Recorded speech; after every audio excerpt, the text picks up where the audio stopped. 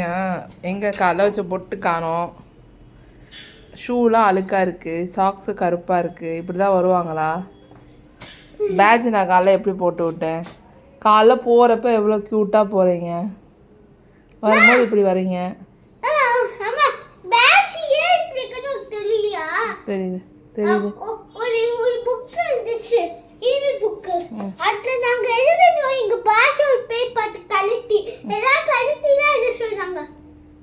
Daily ஒரு reason சொல்கிற, daily ஒரு ரீசன் அந்த பேட்ச் கழட்டுறது மாட்டுறதுக்கு.